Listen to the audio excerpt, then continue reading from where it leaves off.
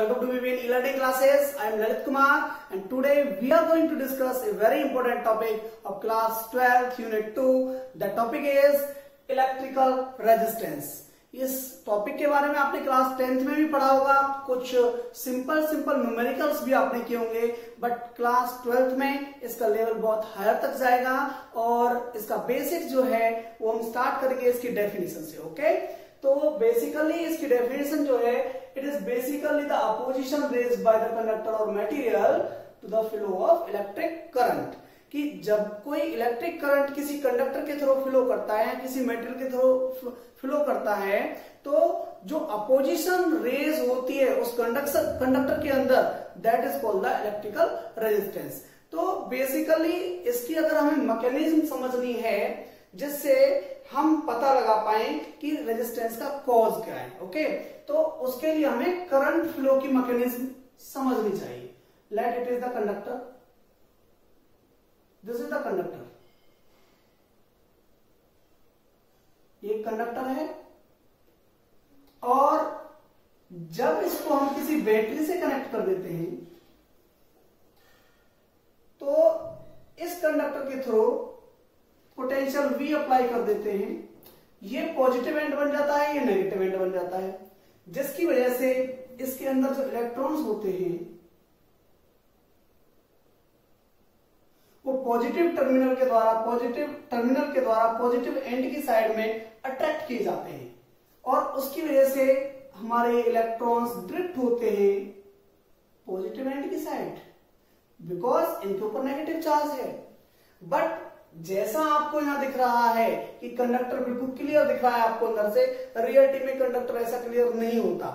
उसके अंदर बहुत सारे एटम्स बने रहते हैं और वो एटम्स एक मॉलिक्यूलर स्ट्रक्चर में अरेंज्ड रहते हैं, ऑर्गेनाइज्ड रहते हैं.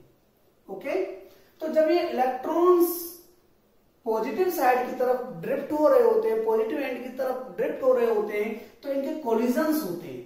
जैसे ये इलेक्ट्रॉन इस एटम से कोलाइड करेगा, जब कोलाइड करेगा तो कहीं ना कहीं रुक जाएगा और रुकने के बाद कोई ना कोई और दूसरा रास्ता ये ढूंढने की कोशिश करेगा. जैसे यहां से कोलिजन के बाद ऐसे नीचे गिरेगा और यहां कोई रास्ता इसको मिलेगा, कोई और पाथ इसको मिलेगा, तब ये आगे मूव करेगा पॉजिटिव एंड की साइड. ओके, ऐसे ही जैसे इलेक्ट्रॉन्स के कोलिजन्स हो रहे हैं एटम के साथ, वैसे ही इलेक्ट्रॉन्स और फ्री इलेक्ट्रॉन्स के आपस में कोलिजन्स होते हैं जिससे इलेक्ट्रॉन्स डाइवर्ट हो जाते हैं. तो बेसिकली मेरा कहने का मीनिंग ये है कि जो मेन कॉज है हमारा रेजिस्टेंस का, that is the collisions of the free electrons when they are drifted towards the positive end. Okay, जब वो पॉजिटिव एंड की साइड जा रहे होते हैं कंडक्टर के अंदर, तो उनके कोलिजन्स होते हैं बहुत सारे एटम्स के साथ, आयंस के साथ, या फिर अदर फ्री इलेक्ट्रॉन्स के साथ जो कि उनकी तरह मूव कर रहे होते हैं. ये प्रोसेस लगभग उसी तरीके से होता है जैसे किसी मूवी हॉल के अंदर अगर एक साथ सब बाहर निकले, बहुत तेजी से बाहर निकले, तो कहीं ना कहीं आपस में क्या होता है, कोलाइड होते हैं बहुत सारे लोग. तो उसी तरीके से जब इलेक्ट्रिक फील्ड अप्लाई होता है कंडक्टर के ऊपर due to the potential of the battery, तो क्या होता है, उस इलेक्ट्रिक फील्ड की वजह से बहुत सारे इलेक्ट्रॉन्स एक साथ ड्रिफ्ट करते हैं पॉजिटिव एंड की साइड और उनमें आपस में कोलिजन्स होते हैं और उस कोलिजन की वजह से ही ये अपोजिशन रेज होता है. ओके, तो this is the main cause. Now we will move forward. अभी आपने ओम्स लॉ स्टडी किया है. ओके, इससे जस्ट पहले लेक्चर में.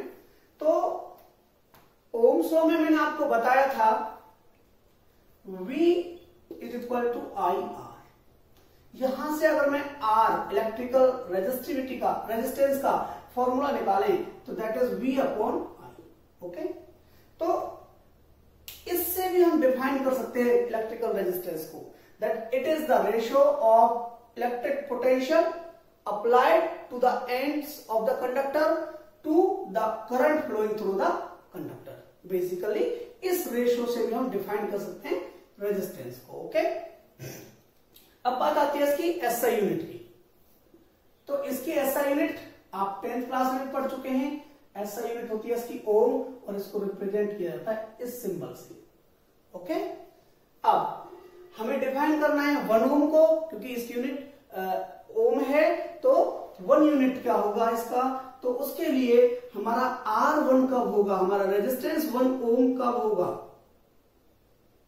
जब हमारा पोटेंशियल 1 वोल्ट हो जाए और उस 1 वोल्ट पोटेंशियल के लिए कंडक्टर के थ्रू 1 एम्पियर करंट हमारा फ्लो हो रहा हो। Okay, R will be 1 when V is 1 and I is also 1। तो इस तरीके से हम डिफाइन कर सकते हैं 1 ओम क्वांटिटी को, क्वांटिटी ऑफ रेजिस्टेंस को, कि it is the resistance of a conductor when 1 volt potential is applied to the both end of the conductor and 1 ampere current is flowing through the conductor। Okay, तो इस तरीके से 1 ohm resistance को हम define कर सकते हैं। इसके अलावा देखिए डायमेंशन फॉर्मूले के लिए R is equal to V upon I, और जो V होता है पोटेंशियल, बेसिकली क्या होता है, ये work per unit charge. Okay, current I। तो अब वर्क की डायमेंशन क्या होती है, वही होती है जो एनर्जी की होती है, ml square t minus 2 divided by at। Charge की डायमेंशन क्या होती है, at। Okay, divided by a। Current की डायमेंशन क्या होती है, a। ओके, तो इस तरीके से हम यहां से फाइंड आउट कर सकते हैं ml square t minus 2 divided by 1 t more, so it will become t minus 3। a यहां से 1 हो गया माइनस में, और ये भी -2 हो गया, a की -2। इस तरीके से रेजिस्टेंस की जो डायमेंशन है that is ml square t minus 3 a minus 2। तो इस तरीके से हमने रेजिस्टेंस को कवर किया। अब नेक्स्ट हम बढ़ना चाहेंगे इलेक्ट्रिकल रेजिस्टिविटी की। तो इलेक्ट्रिकल रेजिस्टिविटी एंड इसको स्पेसिफिक रेजिस्टेंस भी कहा जाता है। ओके, तो टॉपिक को हम स्टार्ट कर सकते हैं। देखिए, जो रेजिस्टेंस होता है वो डायरेक्टली प्रोपोर्शनल होता है लेंथ की। कंडक्टर की लेंथ अगर इंक्रीज होती है तो कंडक्टर का रेजिस्टेंस भी इंक्रीज होता है, and resistance is inversely proportional with the cross section area. अगर कंडक्टर का क्रॉस सेक्शन एरिया इंक्रीज होता है तो रेजिस्टेंस उसका डिक्रीज होता है। इसका मीनिंग हुआ कि अगर हम थिक कंडक्टर लेंगे तो उसका रेजिस्टेंस कम होगा। ओके, अगर वो सेम लेंथ का है। तो इन दोनों को कंबाइन करने से हम कह सकते हैं R is directly proportional to L by A, और प्रोपोर्शनलिटी साइन को हटाने के लिए एक हमें कांस्टेंट लाना पड़ेगा, that is rho L by A। Okay, this is resistivity. Okay, इसके लिए एक्सप्रेशन अगर हमें निकालना है that is RA by L। Okay, तो बेसिकली ये हमारी रेजिस्टिविटी है जिसको हम रो से इंडिकेट कर रहे हैं। इसके डेफिनेशन तक पहुंचने के लिए हम कहेंगे कि if L is equal to 1 unit and A is also 1 unit, then rho is equal to R into 1 divided by 1 means R। एक तरीके से रेजिस्टिविटी किसी भी कंडक्टर के लिए उसके रेजिस्टेंस के इक्वल होगी, कब, जब उसकी लेंथ भी 1 यूनिट होगी, एरिया ऑफ क्रॉस सेक्शन भी 1 यूनिट ही होगा। इसका मीनिंग हुआ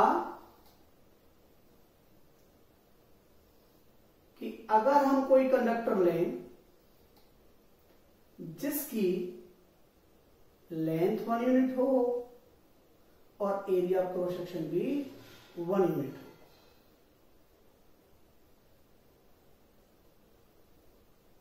late it is a conductor, इसका area of cross section this is 1 unit mean 1 metre square है, ऐसा यूनिट की बात करें हम, और इसकी जो लेंथ है दैट इज ऑल्सो 1 मीटर।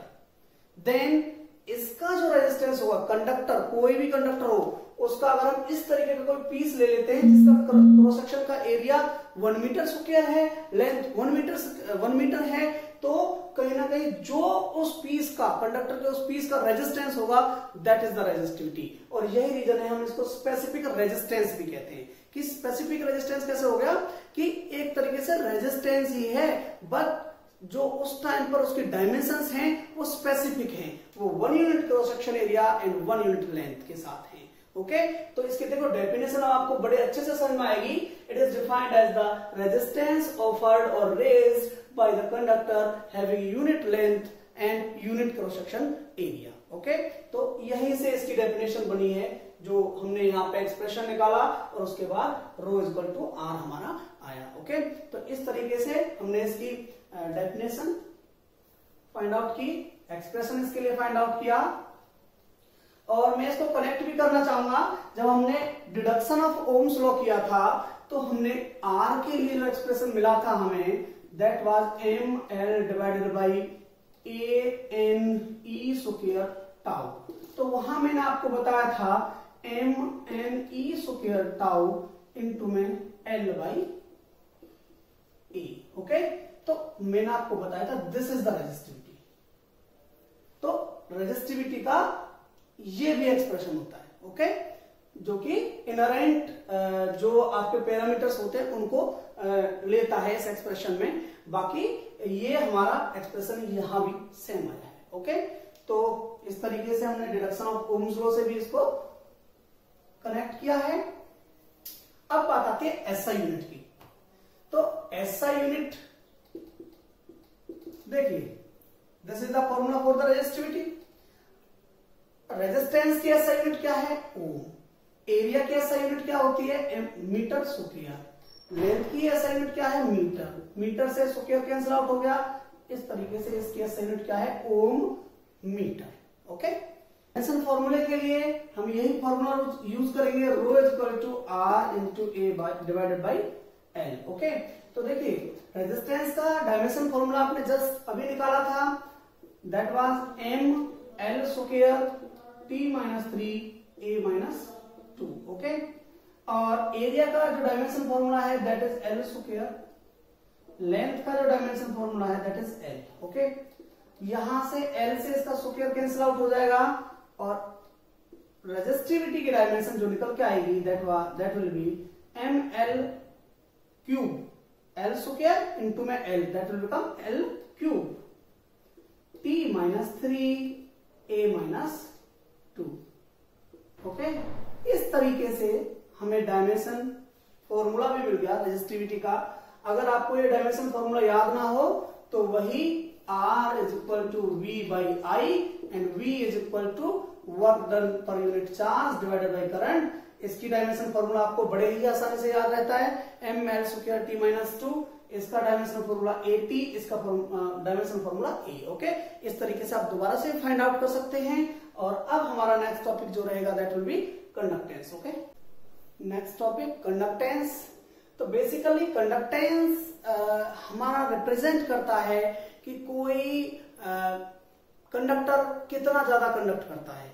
जैसे कि रेजिस्टेंस हमारा रिप्रेजेंट करता है कि कितना अपोजिशन रेज किया जाता है किसी इलेक्ट्रॉन के लिए या करंट के फ्लो के लिए, वैसे ही यहां पर ये जस्ट उसका इनवर्स है। तो G is just equal to inverse of R।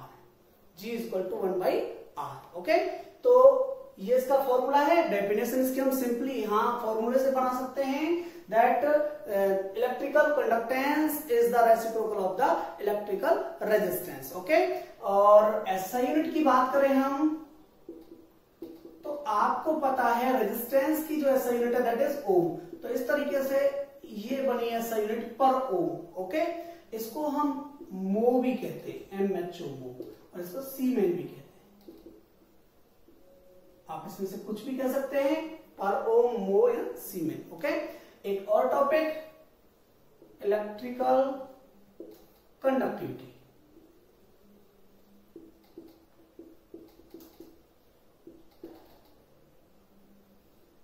इसको हम रिप्रेजेंट करते हैं सिग्मा से। Okay it is just inverse of the resistivity. Okay जैसे ये रेजिस्टेंस का इनवर्स था वैसे ये रेजिस्टिविटी का इनवर्स है। Sigma is equal to 1 by rho. Okay हमने ये relation between the current density and electric field के लिए भी यूज किया था। This was the microscopic form of the Ohm's law. Okay तो वहां पर जो हमने सिग्मा यूज किया that is the conductivity. Okay तो हम इसकी डेफिनेशन इस फॉर्मूले से बड़े इजीली बना सकते हैं और आपको नोट्स में भी मिल जाएगी। नोट्स का लिंक मैंने डिस्क्रिप्शन में दिया हुआ है, आप वहां उस दिए गए लिंक पर जाकर इजीली नोट्स को डाउनलोड कर सकते हैं। तो बेसिकली इसकी डेफिनेशन बन सकती है, it is the reciprocal of the electrical resistivity. Okay, अब बात आती है एसआई यूनिट की। तो एसआई यूनिट के लिए रो की एसआई यूनिट क्या थी, ओम मीटर, तो यहां हो जाएगा पर ओम पर मीटर, या फिर मैं इसको कह सकता हूं मो पर मीटर, या मैं इसको कह सकता हूं सीमेन पर मीटर। ओके, इस तरीके से इसकी एसआई यूनिट निकल सकती है। आप इसके डायमेंशन फॉर्मूले भी आराम से फाइंड आउट कर सकते हो। रेजिस्टेंस का डायमेंशन फॉर्मूला निकाल के आप उसका जस्ट अपोजिट यहां से कर सकते हो, और रेजिस्टिविटी का फॉर्मूला निकाल के उसका जस्ट इनवर्स आप कर सकते हो। ओके, इस तरीके से आप डायमेंशन फॉर्मूला भी आप निकाल सकते हो। तो इस तरीके से हमारे टॉपिक्स जो कि 1 मार्क के डेफिनेशन में आ सकते हैं सभी कंप्लीट हो गए हैं, और इसके बाद हम आगे चलेंगे variation of resistance and resistivity. Okay, so मिलते हैं बहुत ही जल्दी अपने नेक्स्ट सेक्शन में।